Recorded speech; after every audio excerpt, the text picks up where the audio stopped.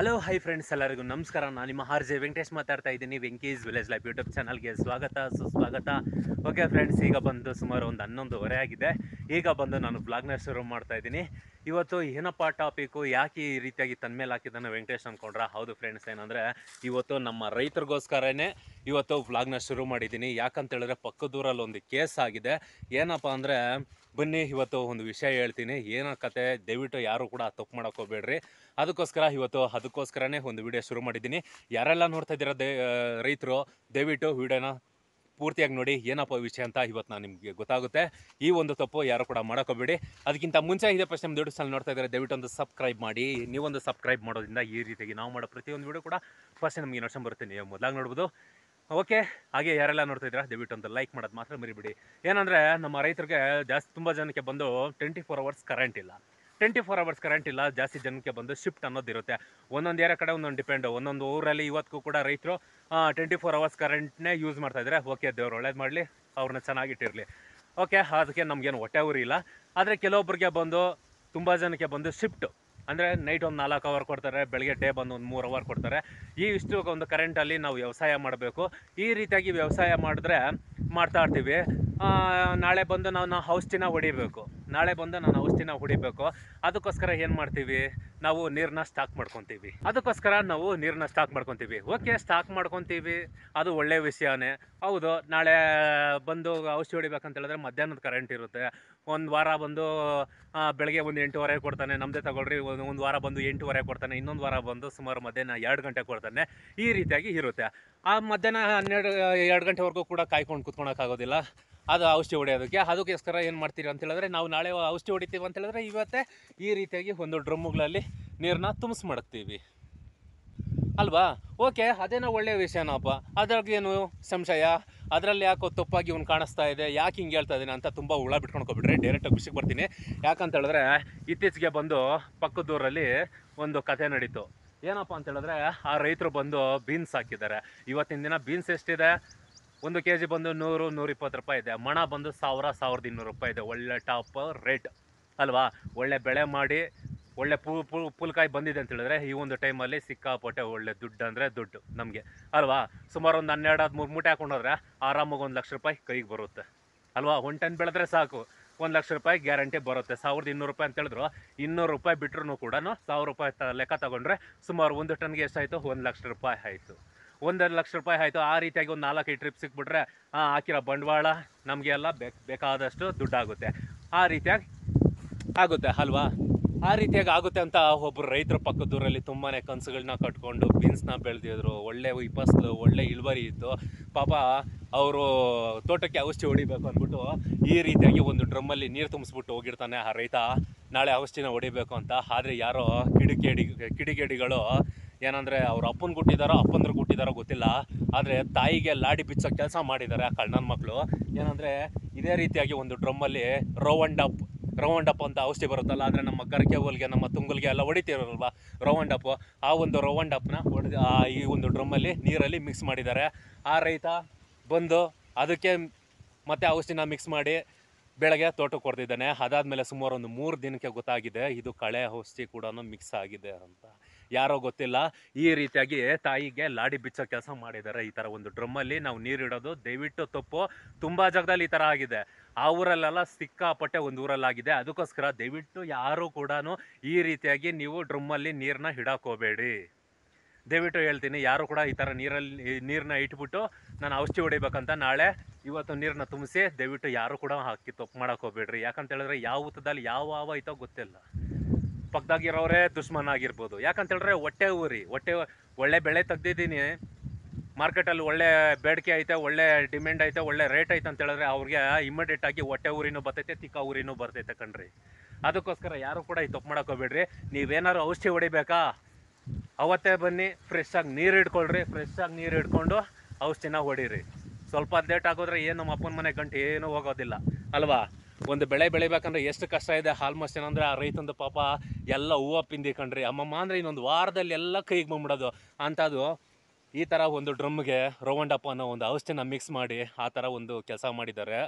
ಅವರು ಬೈಯೋದಕ್ಕೆ ಒಳ್ಳೊಳ್ಳೆ ಮಾತುಗಳೇ ಬರ್ತೈತೆ ನನ್ನ ಬಾಯಲ್ಲಿ. ನನಗೆ ಒಂಥರ ಹೊಟ್ಟೆ ಉರಿದೋಯ್ತು. ಯಾಕಂತ ಹೇಳಿದ್ರೆ ಇವತ್ತು ಬೀನ್ಸ್ ಒಂದು 1200 ರೂಪಾಯಿ ಇದೆ ಕಣ್ರಿ ಒಂದು ಮಣ ಬಂದು ರೇಟು. ಪಾಪ ಅವನು ಎಷ್ಟು ಕಷ್ಟ ಒಂದು ಕನಸುಗಳನ್ನ ಕಟ್ಕೊಂಡಿದ್ನೋ ಅಲ್ವಾ. ಆ ಬೆಳೆನ ಬೆಳೆಯೋದಕ್ಕೆ ಇವತ್ತಿನ ದಿನ ಪ್ರತಿಯೊಬ್ಬರು ರೈತರು ಕೂಡ ಎಲ್ಲ ಕೈಯಲ್ಲಿ ಬಂಡವಾಳ ಇಟ್ಕೊಂಡು ನಾವು ತೋಟ ಮಾಡೋದಿಲ್ಲ ಕಣ್ರಿ. ಒಂದೊಂದು ಬೆಳೆ ಬೆಳೆಯೋದಕ್ಕೆ ಕೈಯಲ್ಲಿ ಬಂಡವಾಳ ಇರ್ತೈತೆ, ಒಂದೊಂದು ಟೈಮ್ ಬಂಡವಾಳ ಇರೋದಿಲ್ಲ ಕಣ್ರಿ. ಅವಾಗ ಕೈ ಸಾಲ ಮಾಡಿರ್ತೀವಿ, ಯಾರ ಹತ್ರ ಬಡ್ಡಿಗೆ ತಗೊಂಡ್ಬಂದಿರ್ತೀವಿ. ಮನೆಗಿರೋ ಹೆಂಡ್ರ ಮಕ್ಳು ಒಡವೆಗಳನ್ನ ಎತ್ಕೊಂಡು ಕುದುವೆಗೆ ಎತ್ಕೊಂಬಂದು ತೋಟದಲ್ಲಿ ಬಂಡವಾಳ ಹಾಕಿರ್ತೀವಿ ಕಣ್ರಿ ನಾವು ಅಲ್ವಾ. ಅವನ ಕಷ್ಟ ಏನಿತ್ತ ಪಾಪ, ಅವನ ಕಷ್ಟ ಎಲ್ಲ ಪರಿಹಾರ ಆಗುತ್ತೆ. ಇನ್ನೇನು ಮುಗೀತು ನಂದು ಅಂದ್ಕೊಂಡಿರೋ ಸ್ಟೇಜಲ್ಲಿ ನನ್ನ ಕಷ್ಟಗಳೆಲ್ಲ ತೀರುತ್ತೆ, ಒಡವೆಗಳೆಲ್ಲ ಬಿಡಿಸ್ಕೊಬರ್ಬೋದು, ನನ್ನ ಸಾಲ ಎಲ್ಲ ತೀರ್ಸ್ಕೊಬೇಕನ್ನೋ ಒಂದು ಕನಸನ್ನ ಕಟ್ಕೊಂಡ್ಮೇಲೆ ಯಾವನೋ ಲೋಫರ್ ನನ್ನ ಮಕ್ಕಳು ಈ ಒಂದು ಕೆಲಸ ಮಾಡ್ಬಿಟ್ಟು ಹೋಗಿದ್ದಾರೆ ಕಣ್ರಿ.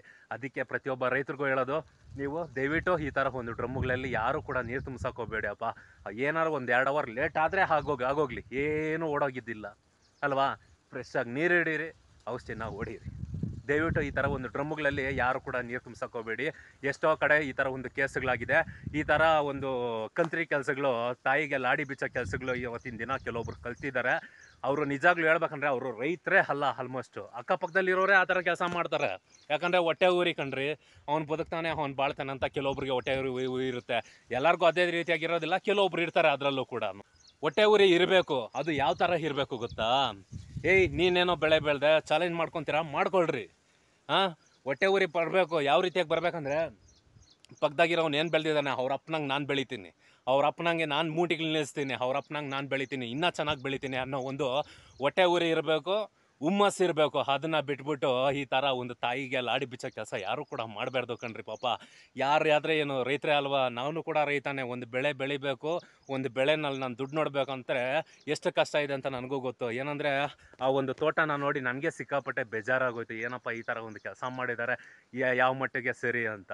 ಅದಕ್ಕೆ ಹೇಳೋದು, ದಯವಿಟ್ಟು ಎಲ್ಲ ರೈತರು ಒಂದು ವಿಷಯ ತಿಳ್ಕೊಳ್ರಿ. ಈ ರೀತಿಯಾಗಿ ಡ್ರಮ್ಮುಗಳಲ್ಲಿ ನಾಳೆ ಔಷಧಿನ ಹೊಡಿಬೇಕು. ಇವತ್ತು ನೀರನ್ನ ತುಂಬಿಸ್ಬಿಟ್ಟು ನಾಳೆ ಔಷಧಿನ ಹೊಡಿತೀನಿ ಅಂದ್ಬಿಟ್ಟು ಯಾರು ಕೂಡ ಈ ಥರ ಡ್ರಮ್ಮುಗಳಲ್ಲಿ ನೀರು ತುಂಬಿಸ್ಬೇಡ್ರಿ. ಏನಿದ್ರು ಬೋರ್ವೆಲಲ್ಲಿ ಅವಾಗ ತಾನೇ ಫ್ರೆಶ್ ಆಗಿ ಹಿಡೀರಿ, ಔಷಧಿನ ಸ್ಪ್ರೇ ಮಾಡಿರಿ. 1-2 ಅವರ್ ಲೇಟ್ ಆದರೆ ಆಗುತ್ತೆ ಅಲ್ವಾ. ಅಂದರೆ ಆ ಥರ ಒಂದು ಕೆಲಸ ಮಾಡೋದ್ರಿಂದ ಅವ್ರಿಗೆ ಏನು ಸಿಗುತ್ತೆ ಪಾಪ. ಅವ್ರು ಎಷ್ಟು ಉಸೂರು ಅನ್ನೋದಿಲ್ಲ ಅಲ್ವಾ.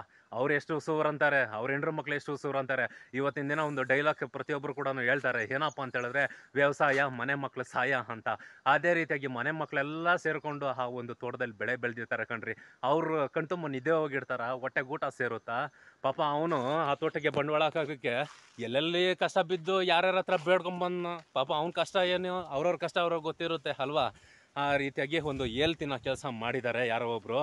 ಏನಂದರೆ ಆ ಊರಲ್ಲೆಲ್ಲ ಇದೇ ರೀತಿಯಾಗಿ ಒಂದು ಫೇಸ್ಬುಕ್ ಪೇಜಲ್ಲಿ ನಾನು ಕೂಡ ನೋಡಿದ್ದೆ. ಏನಂದರೆ ಒಬ್ಬನು ಅಣ್ಣ ತಮ್ಮಂದರು ಮೊದಲು ಕೂಡನೇ ಇದ್ರು, ಅದಾದಮೇಲೆ ಡಿವೈಡ್ ಆಗೋದ್ರು. ಡಿವೈಡ್ ಆದಮೇಲೆ ಅಣ್ಣ ಬಂದು ಶುಂಠಿನ ಬೆಳೆದಿದ್ದಾನೆ, ಒಳ್ಳೆ ಬೆಲೆ ಇದೆ. ತಮ್ಮ ಅದನ್ನು ನೋಡೋಕ್ಕಾಗ್ದಿರೋ ಹೊಟ್ಟೆ ಊರಿಗೆ ಪಾಪ ಇದೇ ರೀತಿಯಾಗಿ ಒಂದು ಡ್ರಮ್ಮುಗಳಲ್ಲಿ ಅದೇ ರೌಂಡಪ್ಪ ಅನ್ನೋ ಒಂದು ಔಷಧಿನ ಮಿಕ್ಸ್ ಮಾಡಿದ್ದಾನೆ ಕಣ್ರಿ. ಅವ್ರ ಅಣ್ಣನ ಪುಣ್ಯ ಹೇಗಿತ್ತು ಗೊತ್ತಾ, ಆಲ್ಮೋಸ್ಟ್ ಅವ್ನು ಮಿಕ್ಸ್ ಮಾಡೋ ಟೈಮ್ಗೆ ಯಾವ ದೇವ್ರ ಬುದ್ಧಿ ಕೊಟ್ಟನೋ ಗೊತ್ತಿಲ್ಲ, ಅವನು ಕೂಡ ಆವಾಗೇ ಬಂದಿದ್ದಾನೆ ತೋಟಕ್ಕೆ. ಅವ್ನು ಮಿಕ್ಸ್ ಮಾಡೋದನ್ನು ಅವ್ರ ಅಣ್ಣ ನೋಡಿದ್ದಾನೆ. ನೋಡ್ಬಿಟ್ಟು ನಾಯಿ ಹೊಡೆದವನೆ. ಅದು ಕೂಡ ವೀಡಿಯೋ ಮಾಡಿ ಫೇಸ್ಬುಕ್ ಪೇಜಲ್ಲಿ ಹಾಕಿದ್ದ, ಫೇಸ್ಬುಕ್ಕಲ್ಲಿ ಬಿಟ್ಟಿದ್ದ. ಆ ರೀತಿಯಾಗಿ ಮಾಡಿದ್ದ. ಅಂದರೆ ಅವ್ನ ಪುಣ್ಯ ನೋಡಿ. ಒಂದು ವೇಳೆ ಅವ್ನಿಗೆ ನನಗೆ ಗೊತ್ತಿಲ್ದಿರ ಅದಕ್ಕೆ ಔಷಧಿ ಮಿಕ್ಸ್ ಮಾಡಿ ಹೊಡೆದಿದ್ರೆ ಬೆಳೆ ಹೊಲ್ಟೋಗ್ತಾಯಿತ್ತು ಅಲ್ವಾ. ಯಾವ ದೇವ್ರ ಬುದ್ಧಿ ಕೊಟ್ಟು ಕಳ್ಸೋದು, ನಾವು ಹೋಗೋ ತೋಟಕ್ಕೆ ಯಾವನೋ ಈ ಅಲ್ಕ ಕೆಲಸ ಮಾಡ್ತಾ ಇದ್ದಾನೆ ನಿನ್ನ ತಮ್ಮ ಅಂತ ನೋಡೋಕ್ಕೆ, ಅವನು ಕೂಡ ಯಾವ ದೇವ್ರ ಬುದ್ಧಿ ಕೊಟ್ಟನೋ ಗೊತ್ತಿಲ್ಲ ಅಲ್ವಾ. ಯಾರು ಕೂಡ ಆ ಕೆಲಸ ಮಾಡಬಾರ್ದು ಕಣ್ರಿ ಅಲ್ವಾ. ಉರಿ ಇರಬೇಕು, ಹೊಟ್ಟೆ ಉರಿ ಇರಬೇಕು. ಯಾವ ರೀತಿಯಾಗಿರಬೇಕು, ನೀನೇನು ಬೆಳೆದಿದ್ದೀಯಾ, ಪಕ್ಕದಲ್ಲಿ ಯಾರು ಬೆಳೆದಿರ್ತಾರೆ ಒಳ್ಳೆ ಬೆಳೆ, ಅವ್ರ ಅಪ್ಪನಂಗೆ ನಾನು ಬೆಳಿತೀನಿ ಅನ್ನೋ ಒಂದು ಹುಮ್ಮಸ್ಸು ಇರಬೇಕು. ಅದನ್ನು ಬಿಟ್ಬಿಟ್ಟು ಈ ಥರ ಒಂದು ಕೆಲಸಗಳು ಏನಕ್ಕೆ ಅಲ್ವಾ. ಯಾವತ್ತೂ ಕೂಡ ದೇವ್ರು ನಮಗೆ ಕ್ಷಮಿಸಲ್ಲ. ನಾವು ಒಬ್ರಿಗೆ ಮಾಡಿದ್ದೇವೆ ಅಂತ ಹೇಳಿದ್ರೆ ದೇವರು ನಮಗೆ ಮಾಡೋರು ಒಬ್ಬನೆಲ್ಲ ಒಂದು ರೀತಿನಲ್ಲಿ ಉಡ್ಸ್ಬಿಡ್ತಾನೆ ಅಲ್ವಾ. ಅದಕ್ಕೋಸ್ಕರ ಯಾರು ಕೂಡ ಆ ಥರ ಡ್ರಮ್ಮಲ್ಲಿ ನೀರು ಇಡೋಕೆ ಹೋಗ್ಬೇಡ್ರಿ. ಮತ್ತು ಆ ಒಂದು ಕೆಲಸ ಯಾರು ಕೂಡ ಮಾಡೋಕ್ಕೆ ಹೋಗ್ಬೇಡ್ದು. ಯಾಕಂತ ಹೇಳಿದ್ರೆ ಅವ್ರವ್ರ ಕಷ್ಟ ಅವ್ರವ್ರಿಗೆ ಗೊತ್ತಿರುತ್ತೆ ಅಲ್ವಾ. ಅದಕ್ಕೋಸ್ಕರ ಯಾರು ಕೂಡ ಈ ಥರ ಡ್ರಮ್ಮಲ್ಲಿ ನೀರು ಇಡೋಕೆ ಹೋಗ್ಬೇಡ್ರಿ. ಮತ್ತು ಮೊನ್ನೆ ಇತ್ತೀಚೆಗೆ ನಮ್ಮೂರಲ್ಲಿ ಒಂದು ಕಥೆ ಆಯಿತು. ಏನಪ್ಪ ಅಂತ ಹೇಳಿದ್ರೆ, ಪಾಪ ಅವನು ಯಾವುದೋ ಚಿಕ್ಕಡಿ ಗಿಡಕ್ಕೆ ಪೇಪರ್ ಚಿಕ್ಕಡಿ ಅಂತ ಬರುತ್ತೆ ನೋಡಿ, ಆ ಪೇಪರ್ ಚಿಕ್ಕಡಿಗೆ ಔಷಧಿ ಹೊಡಿಬೇಕು ಅಂತ ಔಷಧಿ ಬಾಟ್ಲಿ ಎತ್ಕೊಂಬಂದು ಮನೇಲಿ ಇಟ್ಟಿದ್ದಾನೆ. ಅದರ ಪಕ್ಕದಲ್ಲಿ ಕಳೆ ಔಷಧಿನೂ ಕೂಡ ಡಬ್ಬ ಮಡಗಿದ್ದಾನೆ. ಅವನಿಗೆ ಯಾವ ಹುಚ್ಚ ಗ್ಯಾನ್ದಲ್ಲಿದ್ನೋ, ಆ ಹುಚ್ಚ ಗ್ಯಾನ್ದಲ್ಲಿದ್ದಾಗ ಆ ಒಂದು ಔಷಧಿ ಏನಿರುತ್ತೆ ಆ ಔಷಧಿನ ಬಿಟ್ಬಿಟ್ಟು ಕಳೆ ಔಷಧಿನ ಎತ್ಕೊಂಡು ಡ್ರಮ್ಮಲ್ಲಿ ಒಯ್ದಿದ್ದಾನೆ. ಡ್ರಮ್ಮಲ್ಲಿ ಒಯ್ದು ತೋಟ ಎಲ್ಲ ಸ್ಪ್ರೇ ಮಾಡ್ಕೊಂಬಂದ್ಬಿಟ್ಟವನೆ. ತೋಟ ಎಲ್ಲ ಒಣಗೋಗೈತೆ.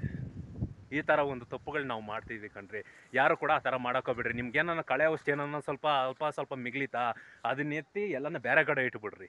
ತುಂಬ ಚೆನ್ನಾಗಿ ಜ್ಞಾನ ಮಾಡ್ಕೊಳ್ರಿ. ಅದ್ರ ಪಕ್ಕದಲ್ಲಿ ಇದ್ರ ಪಕ್ಕದಲ್ಲಿ ಮಡ್ಗೋಕೆ ಹೋಗ್ಬಿಡ್ರಿ. ಯಾಕಂತೇಳಿದ್ರೆ ನಾವು ಯಾವುದೋ ಒಂದು ಮೂಡಲ್ಲಿ ಇದನ್ನು ಹುಯ್ಯೋ ಬದಲು ಅದನ್ನು ಹುಯ್ದ್ರೆ ನಮಗೆ ಪ್ರಾಬ್ಲಮ್ಮು ಅಲ್ವಾ.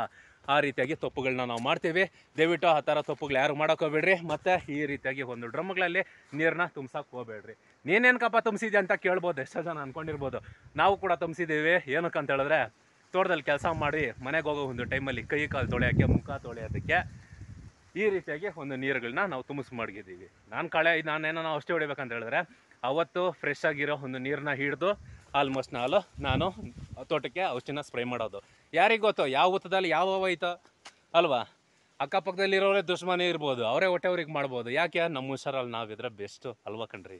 ಅದಕ್ಕೋಸ್ಕರ ನಾನು ಅವತ್ತೇ ಫ್ರೆಶ್ ಆಗಿ ನೀರು ಹಿಡಿತೀನಿ, ಅವತ್ತೇ ತೋಟಕ್ಕೆ ಔಷಧಿನ ಸ್ಪ್ರೇ ಮಾಡ್ತೀವಿ. ಯಾರಿಗೆ ಗೊತ್ತು ಯಾವ ಹುತ್ತದಲ್ಲಿ ಯಾವ ಐತೋ. ಪಕ್ಕದಾಗೆ ಇರೋನು ಹಾಕ್ಬೋದು, ಇಲ್ಲ ಇನ್ನೊಬ್ಬನ ಬಂದು ಹಾಕ್ಬೋದು, ಇಲ್ಲ ಅವನ ಕೈಯಾಗ ಏಳಿಸಿ ಇನ್ನೊಬ್ಬನ ಕಳಿಸ್ಬೋದು.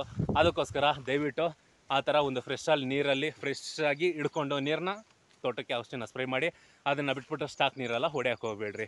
ಓಕೆ, ಈ ಒಂದು ಮಾಹಿತಿ ಇದು ಇಲ್ಲಿಗೆ ಅಂತ್ಯ ಆಗೋಗಲಿ. ಯಾಕಂತ ಹೇಳಿದ್ರೆ ಎಷ್ಟೋ ಜನ ಆ ಥರ ನೀರನ್ನ ತುಂಬಿಸ್ಬಿಟ್ಟು ಹೋಗೋರು ನಾವು ನೋಡಿರ್ತೀವಿ. ಯಾಕಂದರೆ ಶಿಫ್ಟು ಸ್ವಾಮಿ, ನಮಗೆ ಟೈಮ್ ಟು ಟೈಮ್ ಕರೆಂಟ್ ಇರೋದಿಲ್ಲ. ಆ ರೀತಿಯಾಗಿ ನೀರನ್ನ ಸ್ಟಾಕ್ ಮಾಡಿಬಿಟ್ಟು ಹೋಗೋದು, ಅದಕ್ಕೆ ಯಾವನ್ನ ಬಂದು ಕಳೆ ಔಷಧಿನ ಮಿಕ್ಸ್ ಮಾಡೋದು. ಅದರಲ್ಲೂ ಯಾಕಪ್ಪ ರೌಂಡಪ್ಪೇ ಜಾಸ್ತಿ ಯಾಕೆ ಮಿಕ್ಸ್ ಮಾಡ್ತಾರೆ ಅಂತ ತುಂಬ ಜನ ಅಂದ್ಕೊಂಡಿರ್ಬೋದು. ರೌಂಡಪ್ಪ ಯಾಕೆ ಮಿಕ್ಸ್ ಮಾಡ್ತಾರೆ ಅಂತ ಹೇಳಿದ್ರೆ ಅದು ಒಂದೇ ದಿನಕ್ಕೆ ಒಣಗೋದಿಲ್ಲ. ಇವತ್ತು ನಾನು ಔಷಧಿನ ಸ್ಪ್ರೇ ಮಾಡಿದ್ನ, ಇನ್ನು 2 ದಿನಕ್ಕೆ ಬಂದು ಸಪಡಿ ಬೀಳುತ್ತೆ, ಗಿಡ ಬಂದು ಸಪಡಿ ಬೀಳುತ್ತೆ. 3ನೇ ದಿನಕ್ಕೆ ಸ್ವಲ್ಪ ಲೈಟಾಗಿ ಒಣಗುತ್ತೆ, 4ನೇ ದಿನ ಇನ್ನೂ ಸ್ವಲ್ಪ ಒಣಗುತ್ತೆ, 5ನೇ ದಿನ ಇನ್ನೂ ಸ್ವಲ್ಪ ಒಣಗುತ್ತೆ. ಅದಾದಮೇಲೆ ಸುಮಾರು 8 ದಿನಕ್ಕೆ ಕಂಪ್ಲೀಟಾಗಿ ಒಣಗೋಗ್ಬಿಡುತ್ತೆ. ಹಂತವಾಗಿ ಅಂದರೆ ಸ್ಲೋ ಪಾಯ್ಸನ್. ಇದು ಒಂದೇ ಸರಿ ಸಾಯೋದಿಲ್ಲ, ಸ್ಲೋ ಪಾಯ್ಸನ್ನು. ಇದೊಂಥರ ನೇಣು ಹಾಕಿ ಇವಾಗ ಮನುಷ್ಯ ಯಾವನ ನೇಣು ಹಾಕೊಂಡು ಸತ್ತಿದ್ದಾನಂದರೆ ಯಾವ ರೀತಿಯಾಗಿ ನೆರಳಿ ಸಾಯ್ತಾನೆ, ಅದೇ ರೀತಿಯಾಗಿ ನೆರಳಿ ಬೆಳಿಗ್ಳೋಗುತ್ತೆ. ಅದನ್ನು ಕಂಡಿಡ್ದಿರೋದು ಬರೀ ಕಳೆಗೆ. ಆದರೆ ಕೆಲವೊಬ್ರು ಬಂದು ಕಿಡಿಗೇಡಿಗಳು ಈ ಥರ ಒಂದು ಕೆಲಸ ಮಾಡಿದ್ದಾರೆ, ಈ ಥರ ಒಂದು ಕೆಲಸ ಮಾಡ್ತಾರೆ. ಅವ್ರಿಗೆ ಎಲ್ಲಿಂದ ಬರುತ್ತಪ್ಪ ಐಡಿಯಾ, ಆ ದೇವ್ರಿಗೊಬ್ಬನ ಗೊತ್ತು ಅಲ್ವಾ. ಆ ಥರ ಕೆಲಸ ಮಾಡೋನು ನಿಜವಾಗ್ಲೂ ಅವ್ನು ರೈತನೇ ಅಲ್ಲ. ಅವ್ನು ತಿನ್ನೋದಕ್ಕೆ ಲಾಸ್ಟಕ್ಕೆ ಅನ್ನನೂ ಸಿಗೋದಿಲ್ಲ, ಬರ್ಬಾರ್ದಿದ್ದು ನಾಯಿ ಪಾಡು ಬರ್ತೈತೆ. ಯಾಕೆ ಗೊತ್ತಾ, ಇವತ್ತು ಒಂದು ಕತೆ ಹೇಳಿದೆ ನಿಮಗೆ. ಏನಪ್ಪ ಅಂದರೆ ಇನ್ನೇನು ಫಸಲು ಬಂದಿದೆ, ಹೂವು ಪಿಂದಿ ಸ್ಟೇಜು ಅಂತ. ಅದು ಫಸಲು ಬಂದಿದೆ, ಹೂವು ಪಿಂದಿ ಸ್ಟೇಜು. ಅದು ತುಂಬಿದ ಬಸ್ರಿ ಕಣ್ರಿ, ತುಂಬಿದ ಬಸ್ರಿ ಥರ ಬೆಳೆ, ಫಸಲು ಬಂದಿರೋ ಬೆಳೆ. ಅಂಥ ಬೆಳೆನ ನಾಶ ಮಾಡಿದ್ಮೇಲೆ ಅವ್ನು ಉದ್ಧಾರ ಆಗೋದು ಅಲ್ವಾ. ಭೂಮಿ ತಾಯಿ ಒಂದು ತಾಯಿ, ಅದ್ರ ಮೇಲೆ ಬೆಳೆಯೋದು ಅವು ಮಕ್ಕಳಿದ್ದಂಗೆ. ಎರಡೂ ಕೂಡ ನಾವು ಸಾಯಿಸ್ತೀವಿ. ಆ ಕೆಲಸ ಯಾರು ಮಾಡೋಕ್ಕೋಗ್ಬೇಡ್ರಿ. ನೀವೇನಾದರೂ ತೋಟಕ್ಕೆ ಔಷಧಿ ಸ್ಪ್ರೇ ಮಾಡ್ಬೇಕಂದ್ರೆ ದಯವಿಟ್ಟು ಫ್ರೆಶ್ ಆಗಿ ಇಟ್ಕೊಂಡು ಔಷಧಿನ ಸ್ಪ್ರೇ ಮಾಡಿ. ಓಕೆ, ಈ ಒಂದು ಮಾಹಿತಿ ಹೇಳ್ಬೇಕಂತ ನಮ್ಮ ರೈತರಿಗೆ, ಅದಕ್ಕೋಸ್ಕರ ವಿಡಿಯೋನ ಶುರು ಮಾಡಿದೆ. ಏನಂದರೆ ಈ ಥರ ಒಂದು ಕೇಸುಗಳು ಇಲ್ಲಿಗೆ ಎಂಡಾಗಲಿ. ಯಾಕಂದರೆ ಒಂದು ಬೆಳೆ ಬೆಳಿಬೇಕಂದ್ರೆ ಎಷ್ಟು ಕಷ್ಟ ಇದೆ ಅಂತ ನನಗೂ ಕೂಡ ಚೆನ್ನಾಗಿ ಗೊತ್ತು. ಯಾಕಂದರೆ ನಾನು ಕೂಡ ಒಬ್ಬ ರೈತ ಕಣ್ರಿ. ಆ ಥರ ಒಂದು ಕಥೆಗಳು ಮುಂದುವರಿಬಾರ್ದು, ಆ ಥರ ಒಂದು ಕಥೆಗಳೆಲ್ಲ ಸ್ಟಾಪ್ ಆಗಬೇಕು ಅಂತ ಇವತ್ತು ವಿಡಿಯೋನ ಶುರು ಮಾಡಿದೆ. ಈ ಮಾಹಿತಿ ಏನಾದರೂ ನಿಮ್ಗೆ ಇಷ್ಟ ಆಗಿದ್ದರೆ ಲೈಕ್ ಮಾಡಿ. ಈ ಒಂದು ಮಾಹಿತಿ ಎಷ್ಟು ಜನಕ್ಕೆಲ್ಲ ಇಷ್ಟ ಆಗಿದೆ ಅಂತ ನಮಗೂ ಕೂಡ ಗೊತ್ತಾಗುತ್ತೆ. ಲೈಕ್ ಮಾಡೋದು ಮಾತ್ರ ಮರಿಬೇಡಿ ಈ ಒಂದು ಮಾಹಿತಿ ಇಷ್ಟ ಆಗಿದ್ರೆ. ಹಾಗೆ ನಿಮ್ಮ ಫ್ಯಾಮಿಲಿ, ನೀವು ರೈತರಾಗಿಲ್ಲ ಅಂದ್ರೂ, ನೀವು ರೈತರ ಕೆಲಸದಲ್ಲಿ ಇಲ್ಲ, ನಾವು ತೋಟ ಮಾಡ್ತಾಯಿಲ್ಲ ಅಂದರೂ ಕೂಡ ನಿಮ್ಮ ಫ್ರೆಂಡ್ ಸರ್ಕಲ್, ನಿಮ್ಮ ರಿಲೇಷನ್ ಯಾರು ಇರ್ತಾರೆ ಅವ್ರಿಗೆಲ್ಲರಿಗೂ ಈ ವಿಡಿಯೋನ ಶೇರ್ ಮಾಡಿ. ಅವ್ರಿಗೂ ಕೂಡ ಗೊತ್ತಾಗಲಿ, ಇನ್ನೊಂದಷ್ಟು ಜನಕ್ಕೆ ಗೊತ್ತಾಗಲಿ. ಓಕೆ, ಹೀಗೆ ಹೇಳ್ತಾ ಈ ವಿಡಿಯೋ ಇಲ್ಲಿಗೆ ಮುಗಿಸ್ತಾ ಇದ್ದೀನಿ. ಮುಂದಿನ ಒಂದು ವಿಡಿಯೋನಲ್ಲಿ ಮತ್ತೆ ಸಿಗೋಣ. ಅಲ್ಲಿವರೆಗೂ ಕಾಯ್ತಾರಿ. Take care. Bye friends.